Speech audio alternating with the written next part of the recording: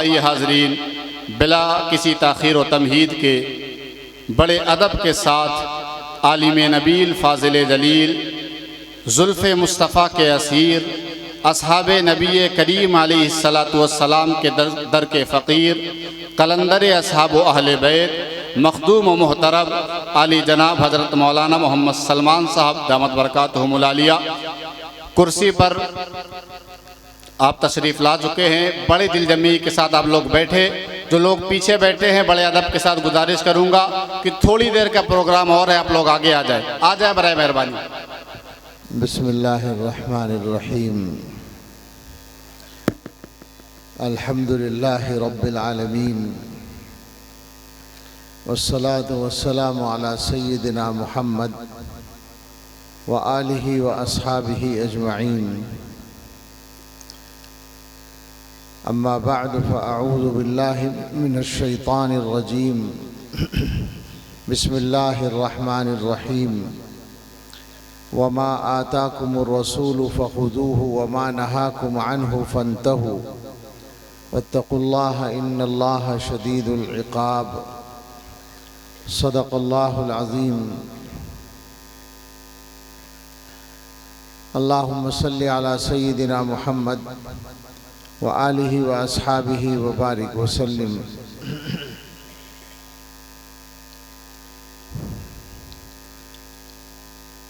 اللہ تعالیٰ کا شکر ادا کرتے ہیں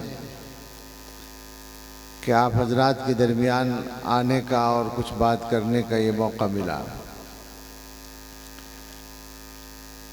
جیسا کہ سننے میں آیا تھا ایسے ہی دیکھا کہ آپ کا جلسہ بڑا ہے اور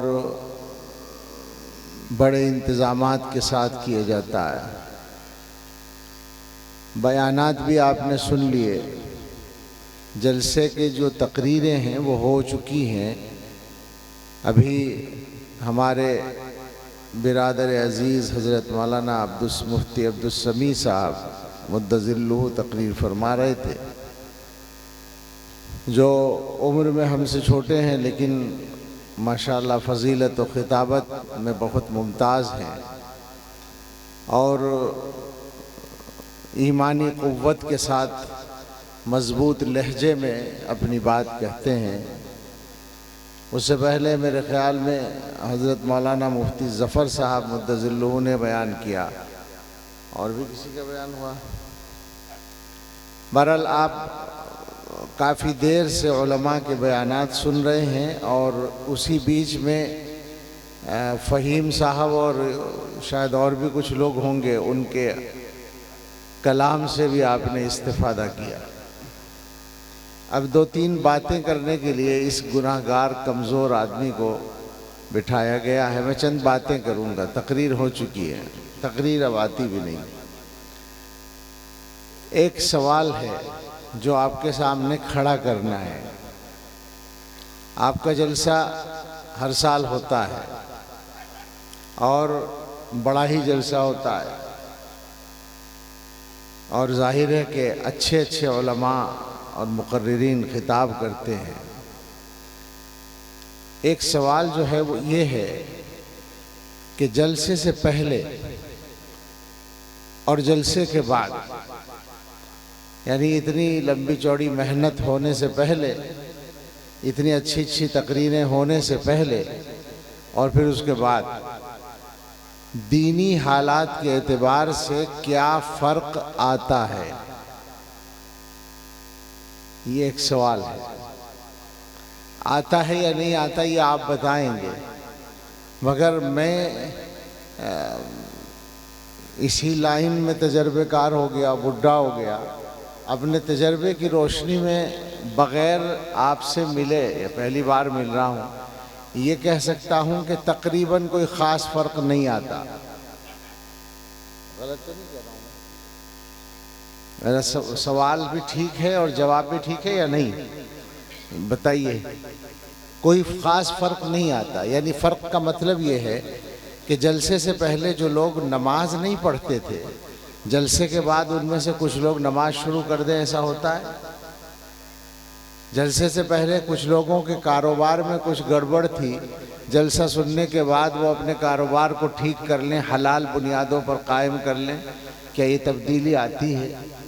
کچھ لوگوں کی عادت خدا نخواستہ جھوٹ بولنے کی تھی تو وہ جلسہ سننے کے بعد اس سے توبہ کر لیں۔ جس آدمی کی زندگی میں جو گناہ تھا، جو کمی تھی، جو برائی تھی، وہ دور ہوتی ہے؟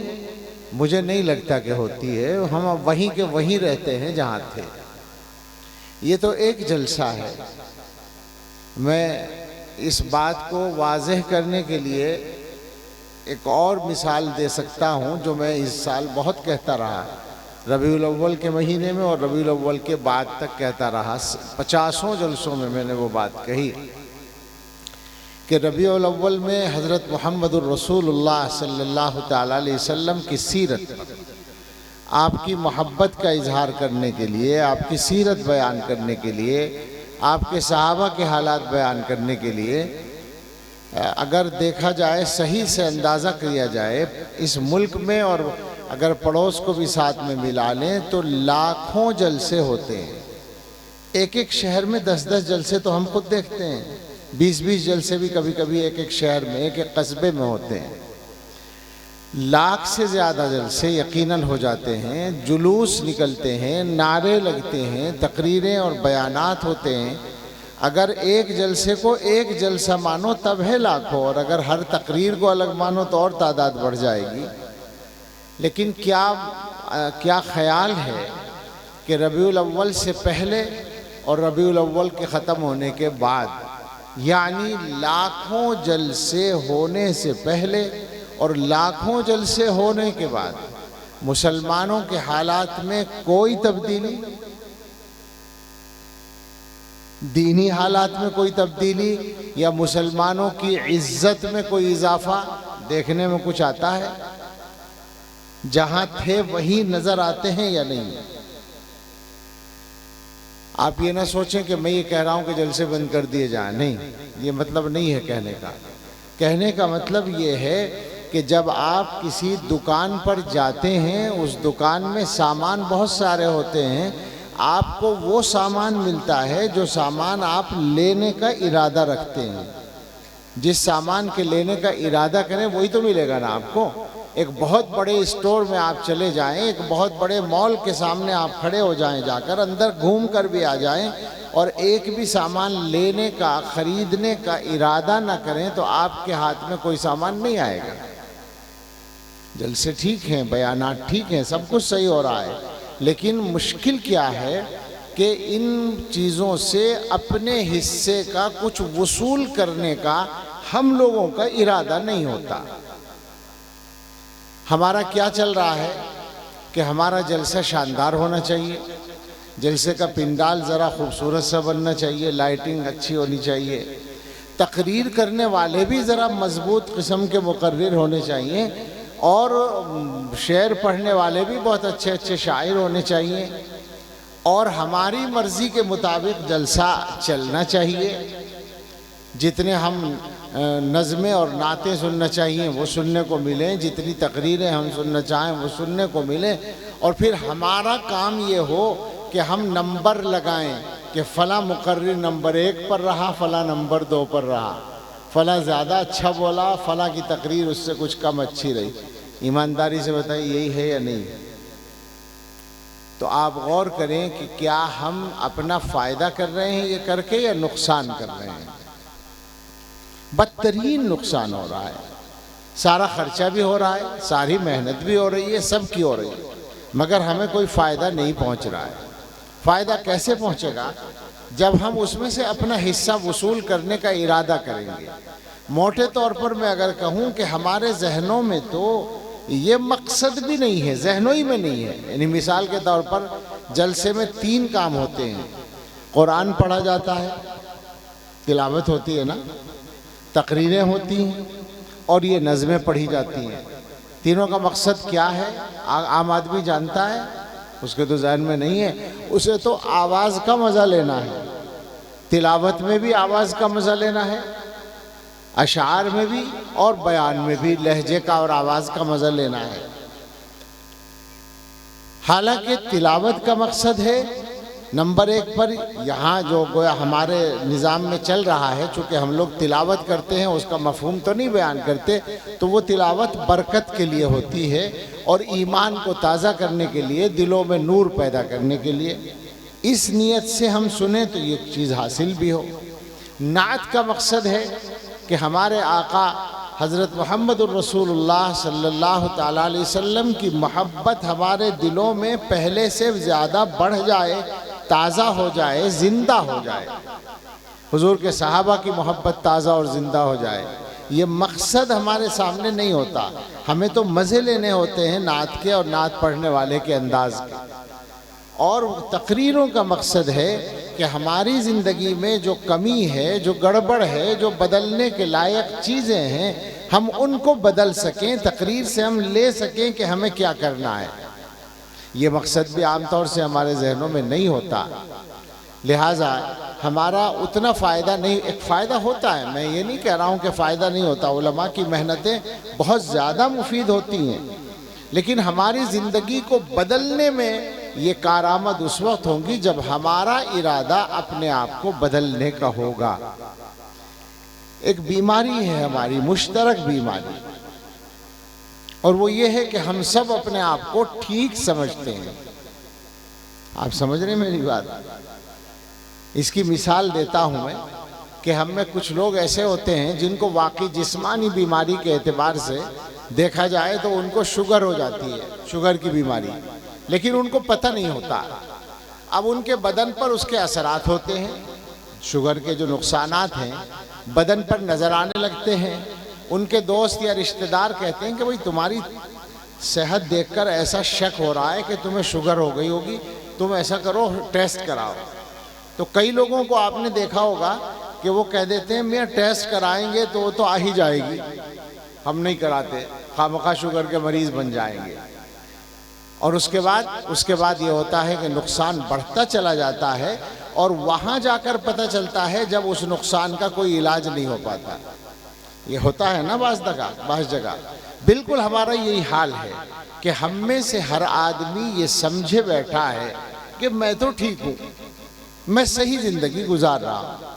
مقرر جو بیان کرتے ہیں، ابھی مولانا عبدالسمیع صاحب بیان کر رہے تھے، شاندار بیان تھا۔ آپ سب کے نزدیک بھی شاندار تھا یا نہیں بتائیے؟ ہر اعتبار سے شاندار تھا۔ اور مولانا جو ہمارے معاشرے کی کمیاں بتا رہے تھے، ہیں نا وہ ہمارے معاشرے میں۔ اور معاشرہ کون ہے؟ معاشرہ کون ہے؟ میرے علاوہ یہ سارے جتنے بیٹھے ہیں۔ بتاؤ ایمانداری سے، دلوں کے اندر یہ چور ہے یا نہیں؟ معاف کیجئے گا، پہلی ملاقات میں بے تکلفی سے بات کر رہا ہوں میں۔ مقرر بول رہا ہے، آپ سن رہے ہیں، اور دل میں سوچ رہے ہیں کہ بالکل صحیح کہہ رہے ہیں، ہمارے معاشرے میں یہ خرابی پائی جاتی ہے۔ اور معاشرہ کون ہے؟ میرے علاوہ جتنے بیٹھے ہیں یہ سارے نالائق، یہ ہیں ان کے اندر کمیاں، ان سب میں یہ کمی موجود ہے۔ میں تو ٹھیک ہوں۔ آپ غور کریں کہ یہ اصل بیماری ہے، یہ اپنے آپ کو جو ہم ٹھیک سمجھے بیٹھے ہیں۔ آپ کہیں گے اچھا جی ہم اپنے آپ کو کیوں غلط سمجھیں؟ بالکل مقصد نہیں ہے کہ آپ اپنے آپ کو غلط سمجھیں، مگر ایک ٹیسٹ کر لیں تو پتہ چل جائے گا کتنے صحیح ہیں کتنے غلط ہیں۔ ایک ٹیسٹ میں بتاتا ہوں، سوچیں ذرا تھوڑی دیر کے لیے کہ اگر اللہ کے یہاں سے ہمارا ابھی بلاوا آ جائے، آ سکتا ہے نا؟ پتہ تو کچھ نہیں ہے، یہ کوئی گالی نہیں ہے۔ اس مجمع میں اگر ہم یہ کہیں کہ کوئی ایسا آدمی کھڑا ہو جائے یا ہاتھ اٹھا دے جو گارنٹی دے سکے کہ میں صبح تک زندہ رہوں گا، ہے کسی میں ہمت؟ نہیں کر سکتا نا یہ کام۔ کوئی یہ بھی نہیں کہہ سکتا کہ ہم جو یہاں بیٹھے ہیں تو ہم اپنے پیروں سے چل کر جائیں گے یا ہمیں یہاں سے اٹھا کر لے جایا جائے گا، کچھ پتہ نہیں۔ ایسے واقعات بھی ہوتے ہیں۔ تو اب یہ سوچیں کہ موت گویا دروازے پہ کھڑی رہتی ہے، کب آ جائے کچھ پتہ نہیں۔ اب اگر میری موت، ہر آدمی سوچے کہ میری موت ابھی آ جائے تو کیا اب تک جو میں زندگی گزار رہا ہوں وہ زندگی ایسی ہے کہ اللہ تعالیٰ کہیں میرا بڑا اچھا بندہ آیا، اس کے ذمے کوئی گناہ نہیں ہے، یہ سارے گناہوں سے پاک ہے، اسے سیدھے جنت میں بھیج دو؟ کیا اس کی امید ہے؟ اس کا اطمینان ہے؟ نہیں ہے نا۔ یہ مذاق نہیں، سب سے سنجیدہ بات ہے یہ، آپ غور کریں۔ اگر اس کا اطمینان نہیں ہے تو کیا سوچ رکھا ہے بھائی؟ اللہ کا قانون جو ہے، اللہ کرم کر دے تو کافروں کو بھی جنت میں بھیج دے، کون روک سکتا ہے؟ لیکن قانون جو بتا رکھا ہے وہ تو یہ ہے کہ اگر تم گناہ لے کر آؤ گے تو جنت میں سیدھے نہیں جا سکو گے، جنت پاک جگہ ہے، تمہیں کہیں اور بھیجا جائے گا پاک کرنے کے لیے۔ تو آپ سوچ کر بتائیں کہ اب وہاں جانے کی کسی میں ہمت ہے ہم میں سے؟ ہم پناہ چاہتے ہیں 100 دفعہ 1000 دفعہ، اللہ ہم سب کو اور تمام مسلمانوں کو جہنم سے بچائے۔ جہنم میں جانے کا ارادہ نہیں ہے، مگر عقل سے سوچیں گے تو پتہ چلے گا کہ ہم نے کام تو ایسا ہی کر رکھا ہے۔ یہ میں نے ٹیسٹ بتایا ہے اپنے بارے میں کہ میں یہ سوچوں کہ اگر میری ابھی موت آ جائے تو کیا میرا رب مجھ سے راضی نظر آئے گا اور یہ کہے گا کہ میرا بہت اچھا بندہ آیا، اسے سیدھے جنت میں بھیج دو؟ اگر ایسا یقین نہیں ہے تو اس سے پتہ چلتا ہے کہ بدلنے کی ضرورت ہے۔ اور یہ بات اللہ تعالیٰ نے قرآن کریم میں فرمائی ہے، ارشاد ہے هو اعلم بكم اذ انشأكم من الارض واذ انتم اجنة في بطون امهاتكم فلا تزكوا انفسكم هو اعلم بمن اتقى۔ اللہ جانتا ہے تمہیں جب اس نے تمہیں زمین سے پیدا کیا اور جب تم اپنی ماؤں کے پیٹ کے اندر چھپے ہوئے تھے اس وقت سے جانتا ہے، لہٰذا اپنے آپ کو زیادہ اچھا نہ بتاؤ، اپنی پاکی ظاہر نہ کرو، یہ نہ ظاہر کرو کہ میں بہت اچھا ہوں، یہ نہ سمجھو۔ هو اعلم بمن اتقى، وہ جانتا ہے کہ متقی کون ہے۔ اس کا مطلب یہ ہوا کہ ہمیں سب کو اپنے بارے میں غور کرنے کی ضرورت ہے، اور جتنا غور کریں گے جناب عالی اتنا زیادہ آپ اپنے آپ کو بدلنے کی ضرورت محسوس کریں گے۔ اب کیا بدلنا ہے؟ مجھے بہت لمبی بات نہیں کرنی، شاید 10 منٹ ہو گئے ہیں مجھے بولتے ہوئے، یا 10-12 منٹ ہو گئے، اتنا ہی، اس سے زیادہ اور میں نہیں بولنا چاہتا، بات کو سمیٹنا چاہتا ہوں۔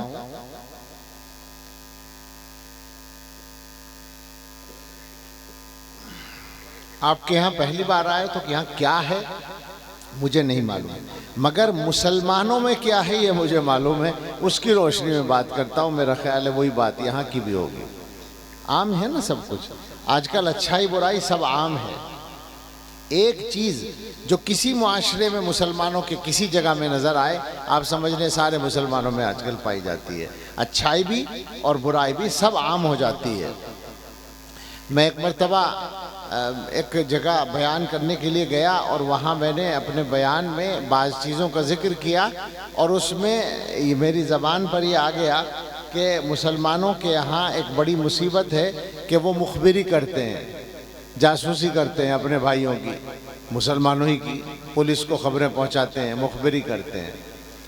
تو بیان کے بعد ایک مولانا صاحب کہنے لگے کہ آپ کو یہاں کے حالات بہت معلوم ہیں۔ میں نے کہا نہیں، مجھے تو نہیں معلوم حالات، میں تو پہلی بار آیا ہوں۔ کہنے لگے نہیں، آپ کہہ رہے تھے نا کہ مخبری کرتے ہیں لوگ، یہاں تو مخبری بہت پائی جاتی ہے۔ تو میں نے کہا جناب مجھے یہاں کے حالات معلوم نہیں ہیں، مجھے مسلمانوں کے حالات معلوم ہیں۔ میں غلط تو نہیں کہہ رہا ہوں؟ اور اگر یہ لفظ آ گیا ہے تو یہاں پوچھ لوں میں آپ سے کہ یہاں یہ ذات شریف تو نہیں پائی جاتی؟ اچھے خاصے نکل آئیں گے۔ ہے یہ ہماری بے ایمانی کی انتہا ہے جناب عالی، یہ کوئی مذاق نہیں ہے، یہ ایمان کی کمزوری کی انتہا ہے کہ ایک ایمان والا دوسرے ایمان والے کی مخبری کر کے پیسہ کماتا ہے، یہ اس کا ذریعہ معاش ہے۔ اس سے زیادہ بدترین بات کیا ہو سکتی ہے؟ اور وہ بھی ایسے حالات میں جیسے حالات سے ہم لوگ گزر رہے ہیں۔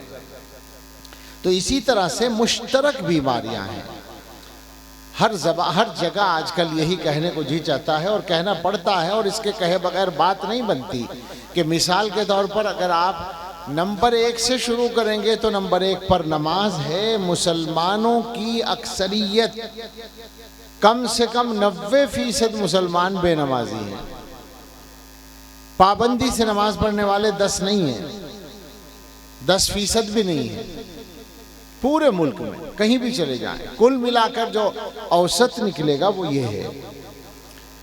تقریباً یہی اوسط قرآن کے بارے میں نکلے گا کہ قرآن پڑھے ہوئے مسلمان 90% لوگ قرآن پڑھنا نہیں جانتے، بہت تھوڑی تعداد ہے جو قرآن کے الفاظ پڑھنا جانتی ہے، اور معانی کی بات تو بہت دور کی ہے۔ قرآن کو پڑھنے والے جو 10% ہیں اگر ہیں تو ان میں سے 90% معانی نہیں جانتے، مفہوم نہیں جانتے، اور جتنے مفہوم جانتے ہیں وہ تھوڑے سے لوگ، ان میں سے 90% عمل نہیں کرتے۔ حالات بہت خراب ہیں۔ اسی رخ پر اگر آپ سوچیں گے بہت ساری چیزیں نکلیں گی۔ اس وقت نشہ مسلمانوں کے معاشرے میں گھن کی طرح لگا ہوا ہے۔ آبادی کے اعتبار سے دوسروں سے زیادہ نشہ ہمارے درمیان ہے، اور مجھے تو اب سچی بات ہے پوچھتے ہوئے تکلیف ہونے لگی۔ عام طور پر نہیں پوچھتا، اس لیے کہ جہاں بھی پوچھو موجود ہے۔ آپ کے یہاں نہیں ہے کیا؟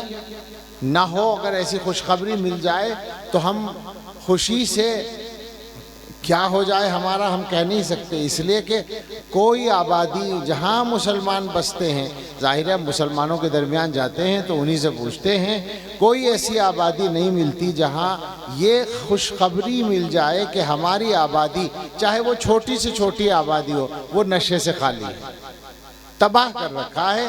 اور سچی بات یہ ہے کہ طاقتیں اس کے پیچھے کام کر رہی ہیں۔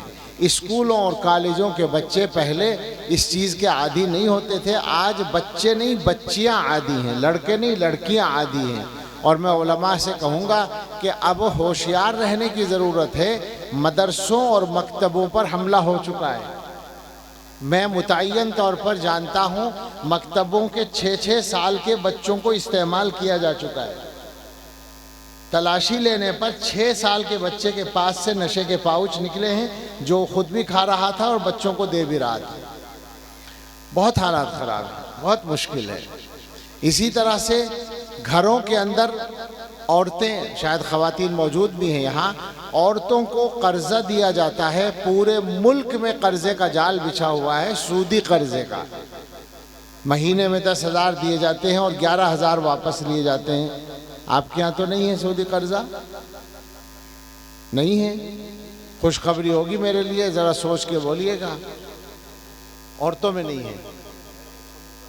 سمو چل رہا ہے تو اور کسے کہتے ہیں؟ وہی تو ہے۔ بھئی جس کا نام سمو ہے اسی کو کہہ رہا ہوں۔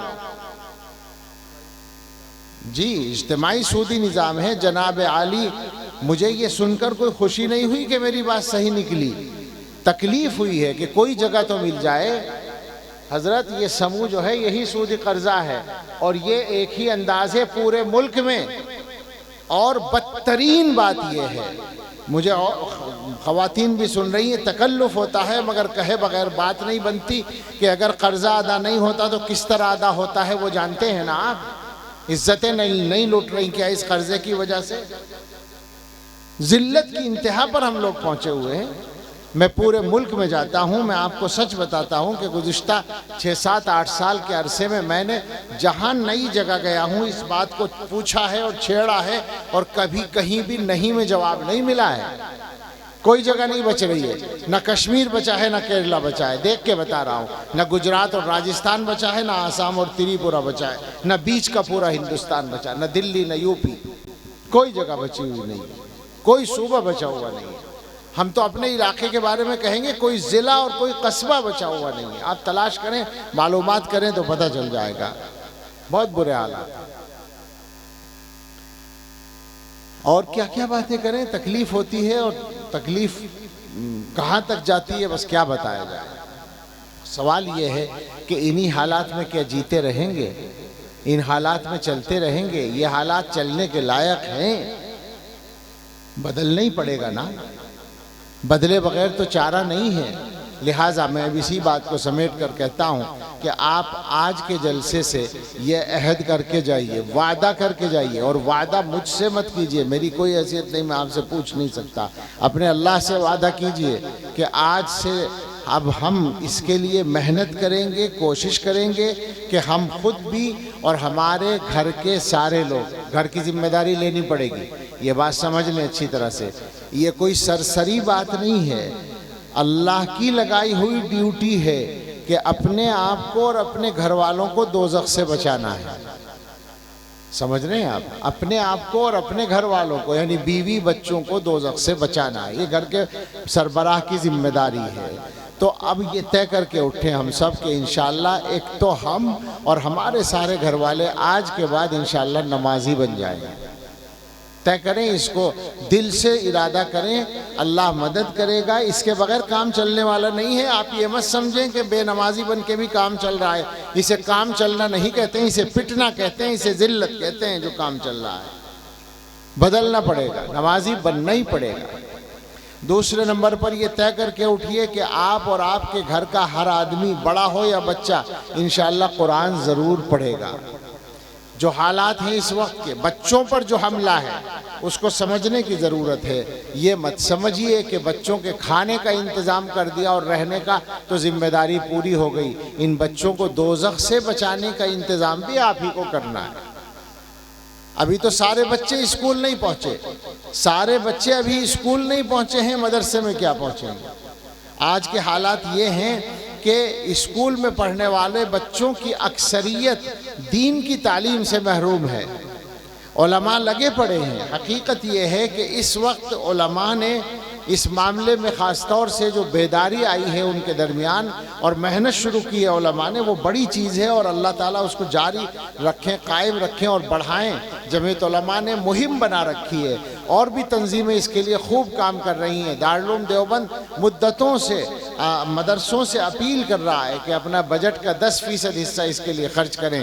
ہر علاقے کے بڑے بڑے مدرسے کر رہے ہیں، مختلف افراد کر رہے ہیں، سارے ملک میں مکتب قائم ہو رہے ہیں، مگر ابھی تک 10-15% بچے بھی مسلمانوں کے اسکول والے بچے مکتب میں نہیں پہنچے ہیں۔ ان بچوں کے ایمان کو بچانے والا کون ہے؟ جبکہ پوری طاقتیں لگی ہوئی ہیں ایمان کو خطرے میں ڈالنے کے لیے، عقیدوں کو خطرے میں ڈالنے کے لیے۔ یہ جو آپ نے عنوان لگایا ہے ایک صحابی رسول حضرت سیدنا حضرت معاویہ رضی اللہ عنہ کا، حضور صلی اللہ علیہ وسلم کے صحابہ کے بارے میں ہو یا دین کے کسی بھی معاملے کے بارے میں، یہ پلان کے حصے ہیں، منصوبے کے حصے ہیں کہ لوگوں کے عقیدوں کو بھی خراب کرنا ہے، ایمان کو کمزور کرنا ہے۔ یہ سب ہو رہا ہے، آپ کی نسلوں کو خراب کیا جا رہا ہے۔ تو بچوں کا دھیان کرنا پڑے گا، بچوں کے اوپر توجہ دینی پڑے گی، بچوں کی تربیت کو اپنا مشن بنانا پڑے گا، ان کا مستقبل بنانا پڑے گا۔ تو یہ طے کریں کہ انشاءاللہ اب آئندہ کمی نہیں ہوگی، ہر بچہ اور ہر بڑا انشاءاللہ قرآن پڑھے گا۔ نشہ بھی اسی کا حصہ ہے۔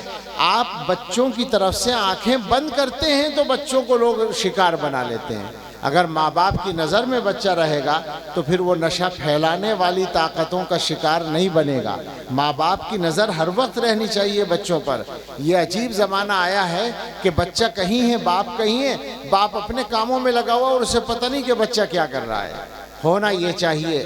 سچی بات کہتا ہوں، میں بہت سی جگہ، اب تو رات کے 12 بج گئے، 12 سے اوپر ہو گئے، بعض دفعہ میں عشاء کے بعد بھی بیان کرتے ہوئے لوگوں سے کہتا ہوں کہ یہاں جو بڑے لوگ بیٹھے ہیں، جن کے بچے جوان ہیں اور جو لڑکے ہیں خاص طور سے 15 سے 25 سال کے، جن کی شادی ابھی نہیں ہوئی ہے، کیا یہاں بیٹھے ہوئے باپ بتا سکتے ہیں کہ ان کا وہ جوان بیٹا اس وقت کہاں ہے اور کیا کر رہا ہے؟ اکثر لوگ کہتے ہیں نہیں بتا سکتے۔ یہی حقیقت بھی ہے۔ کیوں صاحب؟ وہ آپ کا بچہ نہیں ہے کیا؟ آپ اس کے باپ نہیں ہے کیا؟ آپ کو اپنے بچے کے بارے میں کیوں نہیں پتا ہے کہ بیٹا کہاں ہے اور کیا کر رہا ہے؟ یہی غفلت مصیبت کھڑی کر رہی ہے۔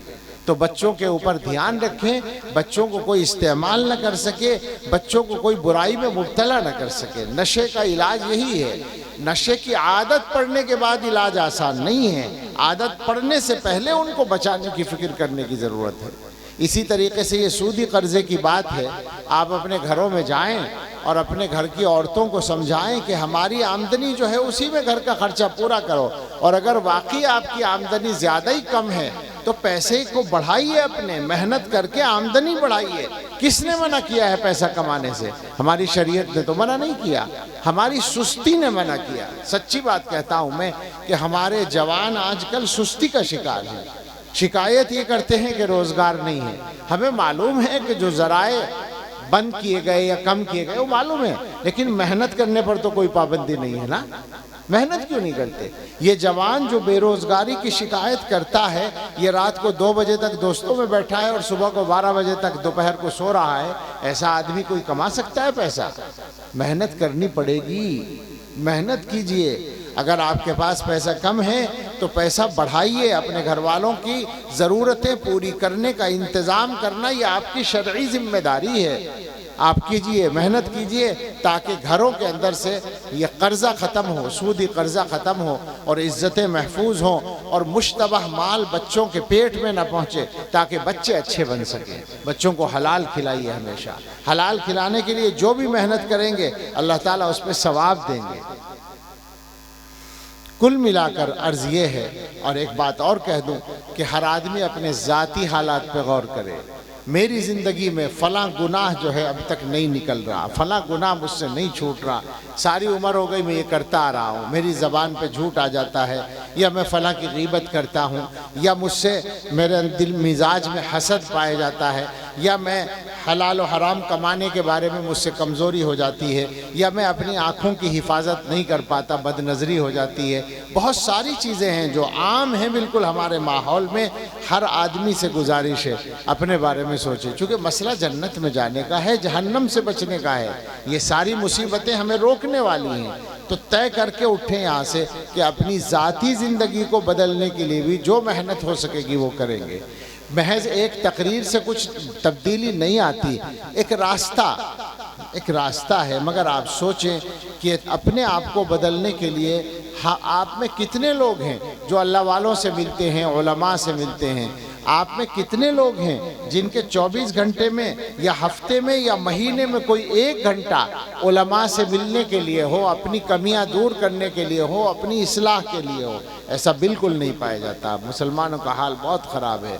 اپنے آپ کو بدلنے کا پیغام، میری بات کا اگر خلاصہ کرنا ہے تو بدلنے کا پیغام ہے کہ اپنے آپ کو اور اپنے ماحول کو اور اپنے گھر کو بدلنا ہے، اور بدل کر کہاں لے جانا ہے؟ میں نے آیت پڑھی تھی، اللہ تعالیٰ نے فرمایا، حضرت محمد صلی اللہ علیہ وسلم جو کچھ دیں وہ لے لو، جس سے روکیں اس سے رک جاؤ۔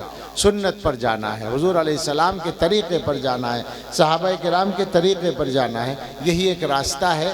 آج کے حالات میں دنیا میں بھی اور آخرت میں بھی کامیاب ہونے کا یہی واحد راستہ ہے۔ اس کا عہد کر کے یہاں سے اٹھیے۔ اللہ مجھے بھی توفیق دے اور آپ سب کو بھی، اور اس جلسے کو ہماری زندگیوں میں تبدیلی کا ذریعہ بنا دے۔ آمین وآخر دعوانا ان الحمدللہ رب العالمین۔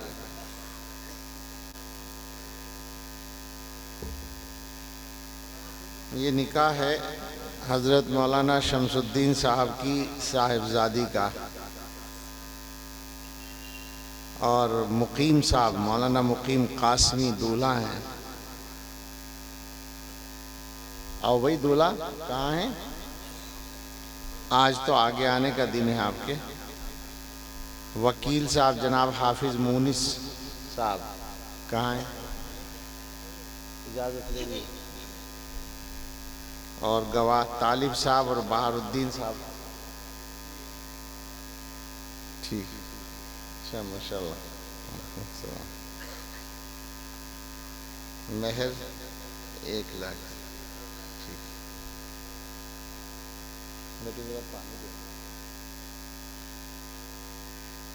یہ بھی ایک مستقل موضوع ہے، شادی، ہم لوگوں کی نوابی شادیاں ہے، کچھ نہیں، شادیاں ہوں گی۔ ابھی ایک مشاورتی اجتماع تھا جمعیت علماء کا مرکزی، یہ بھی موجود تھے وہاں، کیا نام، مولانا ظفر صاحب، گجرات میں۔ حضرت مولانا سید محمود مدنی صاحب نے جو ایک جائزہ پیش کیا، اس میں یہ تھا کہ مسلمان ہندوستان کے اندر، یہ ریکارڈ بھی کرانا اچھا نہیں لگتا مگر کیا کریں، کون سی بات راز ہے، شادیوں پر 1,75,000 کروڑ روپیہ خرچ کر رہے ہیں سالانہ۔ یہ دنیا کے 17 ملکوں کے بعد کسی ملک کی ڈی جی پی اتنی نہیں ہے۔ یہ حال ہے، پیسہ نہیں ہے، واقعتاً نہیں ہے، آدھے لوگ قرضہ لے کر کر رہے ہیں، مگر کریں گے ضرور، چاہے مصیبت کھڑی ہو دنیا کی اور آخرت کی۔ ٹھیک کریں شادیوں کو۔ بسم اللہ الرحمن الرحیم الحمد للہ رب العالمین والصلاة والسلام علی سیدنا محمد وآلہ واصحابہ اجمعین اما بعد فاعوذ باللہ من الشیطان الرجیم بسم اللہ الرحمن الرحیم یا ایہا الناس اتقوا ربکم الذی خلقکم من نفس واحدۃ وخلق منها زوجها وبث منهما رجالا كثيرا ونساء واتقوا الله الذي تساءلون به والأرحام إن الله كان عليكم رقيبا يا أيها الذين آمنوا اتقوا الله حق تقاته ولا تموتن إلا وأنتم مسلمون يا أيها الذين آمنوا اتقوا الله وقولوا قولا سديدا يصلح لكم أعمالكم ويغفر لكم ذنوبكم ومن يطع الله ورسوله فقد فاز فوزا عظيما صدق اللہ العظیم قال رسول اللہ صلی اللہ علیہ وسلم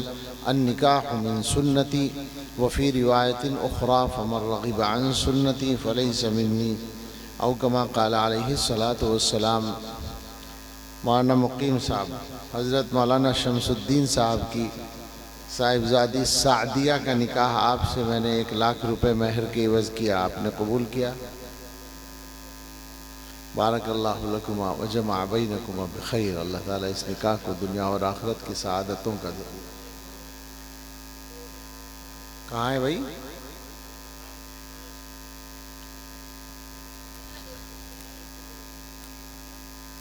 کوئی دوسرا نکاح ہونا ہے؟ کہاں ہیں دوسرے نکاح والے؟ شاید اس وقت پروگرام نہیں ہے۔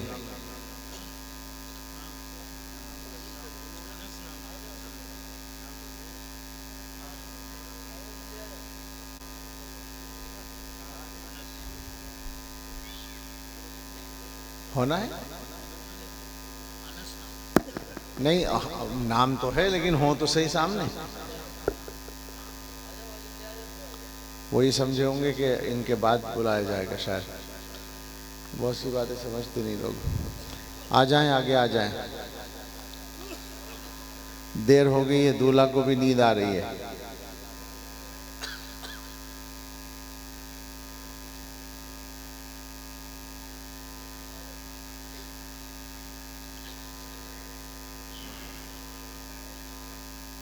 اوپر آ جائیں، دولہا تو آئی جائیں اوپر۔ وکیل مولانا کیا نام ہے؟ محمد نہیں، کچھ اور ہے۔ یار الخان کون ہے؟ کون ہے؟ اچھا، اجازت لے لی؟ ہاں، ہما بانو سے۔ اسرار خان، دلشاد خان، آپ دلشاد ہیں، اور اسرار یہ آگے انس میاں، مہر 1,00,000 روپے۔ اجازت ہے نکاح پڑھا دیں؟ محمد انس صاحب، محمد مصیب خان صاحب کی بیٹی ہما بانو کا نکاح میں نے آپ سے 1,00,000 روپے مہر کے عوض کیا، آپ نے قبول کیا؟ بارک اللہ لکما وجمع بینکما بخیر۔ اللہ ان دونوں نکاحوں میں دنیا اور آخرت کی خیر و برکت و سعادت مقدر فرمائے، اور ان کو خوشگوار زندگی عطا فرمائے۔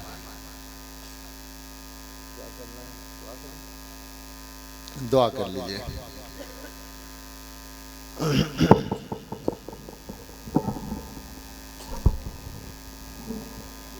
سبحان ربی العلی العلی الوہاب، اللہم صلی علی سیدنا محمد وآلہ واصحابہ وبارک وسلم۔ ربنا آتنا فی الدنیا حسنة وفی الآخرة حسنة وقنا عذاب النار۔ ربنا لا تزغ قلوبنا بعد إذ هديتنا وهب لنا من لدنك رحمة إنك أنت الوهاب۔ ربنا هب لنا من أزواجنا وذرياتنا قرة أعين واجعلنا للمتقين إماما۔ اے اللہ ہم سب کے گناہ معاف فرما دیجئے۔ اے اللہ ہم دن بھر رات بھر گناہ، 24 گھنٹے گناہ کرتے ہیں، روزانہ گناہ کرتے ہیں اور آپ سے توبہ نہیں کرتے، یہ ہم اپنا نقصان کرتے ہیں۔ اے اللہ ہم اس امید پر کہ آپ کو اپنے بندوں کو معاف کرنا پسند ہے، آپ کے سامنے ہاتھ پھیلا کر آپ سے معافی مانگتے ہیں۔ اللہ اپنے فضل سے ہم سب کو، ہمارے گھر والوں کو، متعلقین کو اور اس پوری امت کو معاف فرما دیجئے۔ اللہ ہم سب کے لیے گناہوں سے بچنا آسان فرما دیجئے۔ اے اللہ زندگی میں جس جس تبدیلی کی ضرورت ہے اپنے فضل سے اپنی توفیق سے وہ تبدیلی آسان فرما دیجئے۔ اے اللہ ہم سب کو اپنی کمیوں کا، اپنی برائیوں کا، اپنے عیبوں کا، اپنے گناہوں کا احساس عطا فرما دیجئے اور پھر ان کو چھوڑنے کی توفیق عطا فرما دیجئے۔ اے اللہ ہم سب کو اپنے اچھے بندوں میں شامل فرما لیجئے۔ اللہ ہم سے جو ہماری ذمہ داریوں میں کوتاہیاں ہو رہی ہیں، اپنے بچوں کی تربیت میں جو کوتاہیاں ہو رہی ہیں، اللہ وہ دور کرنے کی توفیق عطا فرما دیجئے۔ اللہ ہمیں اپنے بچوں کی صحیح تربیت ہمارے لیے آسان فرما دیجئے۔ اے اللہ اس امت کے معاملات میں صلاح عطا فرما دیجئے، اصلاح فرما دیجئے۔ اللہ ہم نے اپنے معاملات کو، اپنے کاموں کو خود ہی بگاڑ رکھا ہے۔ اللہ اگر ہم آپ کے احکام کو مانیں اور آپ کے نبی پاک صلی اللہ علیہ وسلم کی سنت پر چلیں تو ہمارے کام سدھر جائیں گے، سنور جائیں گے۔ اللہ ہمیں اس کی توفیق عطا فرما دیجئے۔ اے اللہ آج کے جلسے کو قبول فرما لیجئے، ہم سب کے لیے اور پورے علاقے کے لیے نافع بنا دیجئے، تبدیلی کا ذریعہ بنا دیجئے۔ اے اللہ ہم سب کو صحیح نیت سے کام کرنے کی توفیق عطا فرما دیجئے۔ اللہ جلسہ ہو یا کوئی اور کام ہو اس کو شریعت و سنت کے دائرے میں کرنے کی توفیق عطا فرما دیجئے۔ جو غلطیاں ہم سے ہوتی ہیں ان غلطیوں کو ٹھیک کرنے کی توفیق عطا فرما دیجئے۔ اے اللہ علماء نے جو بیانات کیے ہیں ان کو قبول فرما لیجئے اور ان کو سارے لوگوں کے لیے نافع بنا دیجئے، سب کو عمل کا جذبہ اور عمل کی توفیق عطا فرما دیجئے۔ اے اللہ ہم سب اپنے لیے اور ساری امت کے لیے ہر خیر کا سوال کرتے ہیں، عطا فرما دیجئے۔ ہر شر سے پناہ چاہتے ہیں، اپنی پناہ میں لے لیجئے۔ اللہ ہم میں اور ہمارے متعلقین میں جو لوگ بیمار ہیں سب کو صحت کاملہ عطا فرما دیجئے۔ اللہ ہم میں بہت سے لوگ قرضوں کے بوجھ میں دبے ہوئے ہیں، ہم سب کو قرضوں سے سبکدوش فرما دیجئے۔ اللہ جو بے گھر ہیں انہیں اچھے گھر عطا فرما دیجئے، جو بے روزگار ہیں انہیں بابرکت حلال روزگار دے دیجئے، جو بے اولاد ہیں اللہ ان کو بہترین اولادیں عطا فرما دیجئے۔ اللہ جنہیں بیٹوں کی تمنا ہے انہیں اچھے بیٹے دے دیجئے۔ اے اللہ جن بچوں کی شادیاں نہیں ہوئی ہیں اور شادی کے لائق ہو گئے ان کی شادیاں، اچھی شادیاں، خیر کی شادیاں، سنت کے مطابق شادیاں آسان فرما دیجئے۔ اے اللہ سبھی کو خوشگوار زندگی عطا فرمائیے۔ ابھی جو 2 نکاح ہوئے ہیں ان دونوں میں دنیا اور آخرت کی خیر و برکت مقدر فرمائیے، اولاد صالح مقدر فرمائیے اور ان جوڑوں کو خوشگوار زندگی عطا فرمائیے۔ اللہ ہم سب کو ہمارے بچوں کی طرف سے خوشیاں عطا فرمائیے، ان کے حق میں ہماری اچھی تمنائیں پوری فرمائیے، ان کے لیے ہماری دعائیں قبول فرمائیے۔ اللہ گھروں میں بھی ایک دوسرے کا حق ادا کرنے والا بنا دیجئے۔ اے اللہ اہل و عیال کے ساتھ حسن سلوک کرنے کی توفیق عطا فرمائیے، پڑوسیوں کے ساتھ، رشتہ داروں کے ساتھ، متعلقین کے ساتھ، تمام ہی بندوں کے ساتھ ان کے حق کے مطابق معاملہ کرنا آسان فرما دیجئے۔ اے اللہ دینی تعلیم کے نظام کو ترقی عطا فرمائیے، ہر ایمان والے کے لیے دینی تعلیم حاصل کرنا آسان فرما دیجئے۔ اے اللہ ایمان کے لیے جو خطرے کھڑے کیے جا رہے ہیں ان سے ہمارے بیوی بچوں کی، ہماری نسلوں کی اور ساری دنیا کے اہل ایمان کی حفاظت فرمائیے۔ اے اللہ تمام مدرسوں کی، مسجدوں کی، خانقاہوں کی، دعوت و تبلیغ کی اور دین کے ہر صحیح کام کی حفاظت فرمائیے۔ اے اللہ تمام دین کے خدام کی حفاظت فرمائیے۔ اللہ تمام مسجدوں کی حفاظت فرمائیے۔ اے اللہ تمام دنیا میں جہاں کہیں بھی اہل ایمان بستے ہیں سب کو عزت و وقار کی زندگی عطا فرمائیے۔ اللہ ہم سب کے لیے اور پوری امت کے لیے آنے والے وقت کو گزرے وقت سے بہتر بنا دیجئے اور سب سے بہتر ہم سب کے آخری وقت کو بنا دیجئے۔ اللہ ہمیں اپنے اچھے بندوں میں شامل فرما لیجئے، ہماری تمام ضرورتوں کی تکمیل آسان فرما دیجئے، ہماری اچھی تمنائیں پوری فرما دیجئے، مشکلات کو آسانیوں میں بدل دیجئے۔ اے اللہ ہر آدمی کے سامنے کچھ مسائل ہیں ان کا حل آسان فرما دیجئے، کچھ تمنائیں ہیں دلوں میں وہ پوری فرما دیجئے۔ اے اللہ اپنے فضل و کرم سے ہمارے جمع ہونے کو قبول فرما لیجئے اور ہم سب کے آگے کے وقت کو بھی ہر طرح سے آسانی کے ساتھ گزاریے اور ہم سب کے لیے اور ہمارے متعلقین کے لیے، ہمارے بچوں کے لیے، ہماری نسلوں کے لیے ایمان پر کامل استقامت اور خیر، برکت، عزت و سعادت مقدر فرمائیے۔ اے اللہ اپنے فضل و کرم سے ہماری دعائیں قبول فرما لیجئے۔ ربنا تقبل منا انک انت السمیع العلیم وتب علینا انک انت التواب الرحیم، وصلی اللہ علی سیدنا محمد وآلہ واصحابہ اجمعین برحمتک یا ارحم الراحمین۔